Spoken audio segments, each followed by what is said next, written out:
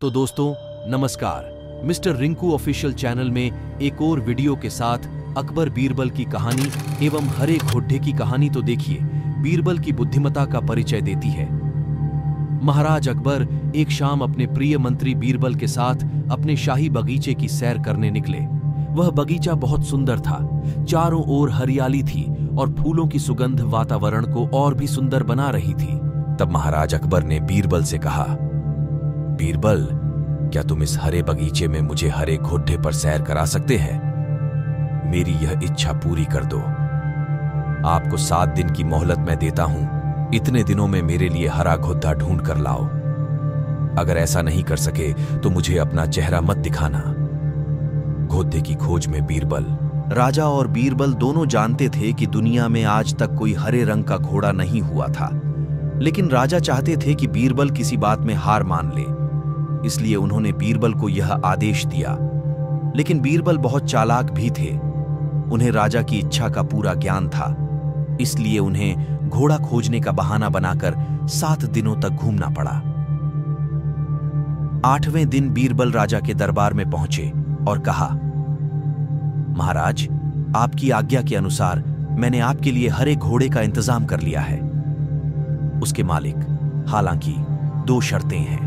बीरबल द्वारा शर्त बताना राजा ने दोनों शर्तों के बारे में उत्सुकता से पूछा। पहली शर्त यह है कि उस हरे घोड़े को लाने के लिए आपको स्वयं जाना होगा, बीरबल ने कहा। राजा इस शर्त को मानने को तैयार था। फिर उन्होंने दूसरी शर्त के बारे में बीरबल से पूछा। तब बीरबल ने कहा, घोड़े के मालिक की दूसरी शर्त यह है कि आपको सप्ताह के 7 दिन के अलावा कोई और दिन घोड़ा लेने के लिए चुनना होगा। बीरबल की विचित्र शर्तों को सुनकर महाराज अकबर हतप्रभ होकर बीरबल की ओर देख रहे थे। महाराज, घोड़े का मालिक का कहना है, बीरबल ने सहजता से कहा। बीरबल की चतुराई भरी बात सुनकर राजा अकबर खुश हो गए और मान गए कि बीरबल को अपनी हार मनवाना बहुत मुश्किल है। कहानी की सीख। यह कहानी हमें बताती है कि सही बुद्धि और समझ से नामुमकिन लगने वाले काम भी आसानी से किया जा सकता है। अकबर बीरबल के किस्से। बादशाह अकबर के साले को बीरबल के खूब जलन रहती थी। इसका कारण यह था कि बीरबल बुद्धिमान और चतुर थे। वह किसी भी समस्या का चुटकी में हल निकाल लेते थे और इसी कारण अकबर भी हर जरूरी फैसले पर उसकी सलाह लेते थे। लेकिन अकबर का साला बीरबल की जगह लेना चाहता था। वह बीरबल की तरह की अकबर के दरबार का वजीर बनना चाहता था। अकबर को भी इस बात की जानकारी थी कि उसके साले में कोई गुण नहीं है और बुद्धि व चतुराई के मामले में बीरबल से उससे कोई तुलना नहीं। लेकिन बेगम का भाई होने के कारण अकबर भी हर जरूरी फैसले पर उसकी सलाह लेते थे। लेकिन अकबर का साला बीरबल की जगह लेना चाहता था। वह बीरबल की तरह की अकबर के दरबार का वजीर बनना चाहता था। अकबर को भी इस बात की जानकारी थी कि उसके साले में कोई गुण नहीं है और बुद्धि व चतुराई के मामले में बीरबल से उससे कोई तुलना नहीं। लेकिन बेगम का भाई होने के कारण अकबर उसे कुछ कह नहीं पाते थे। अकबर बीरबल के किस्से।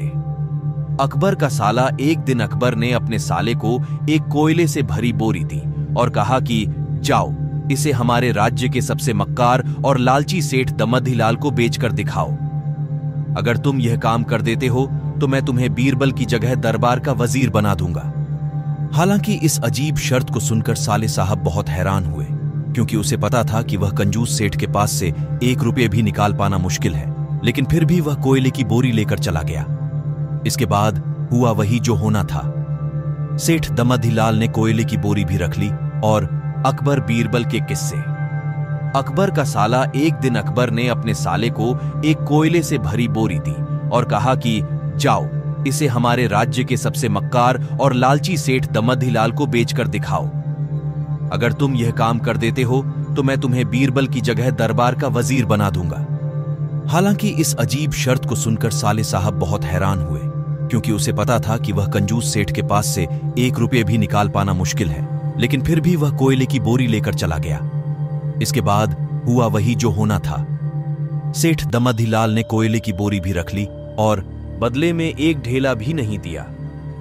इसके बाद साले साहब मुंह लटकाकर वापस दरबार आ गए और अकबर के सामने अपनी हार स्वीकार कर ली। इसके बाद अकबर ने वही काम बीरबल को दिया। बीरबल ने कहा, सेठ दमद्दीलाल जैसे मक्कार और लालची को मैं पूरी कोयले की बोरी नहीं बल्कि कोयले का सिर्फ एक टुकड़ा देकर ही 10,000 रुपये में ले आऊंगा। यह कहकर बीरबल कोयले का एक टुकड़ा लेकर वहां से रवाना हो गए।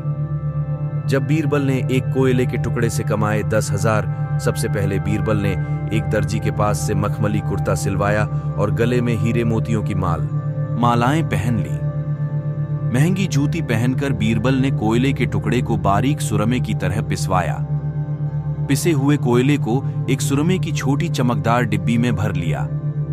बीरबल ने अपना भेष बदल लिया और एक मेहमान घर में रुककर राज्य में यह इश्तिहार दे दिया कि बगदाद से एक बड्ढे शेख आए हैं जो कि जादुई सुरमा बेचते हैं। इस सुरमे को आंखों में लगाने से मरे हुए पूर्वज दिखाई देते हैं। यदि पूर्वजों ने कहीं धन या आभूषण गाधा है तो उसका पता भी बताते हैं। 10,000 में तय हुए कोयले के टुकड़े की कीमत, यह बात पूरे राज्य में आग की तरह फैल गई और इस बात का पता सेठ दमद्दीलाल को भी चला। सेठ दमड़ीलाल लालची तो था ही। उसने सोचा कि उसके पूर्वजों ने कहीं न कहीं धन या जेवरात जरूर गाद कर रखे होंगे।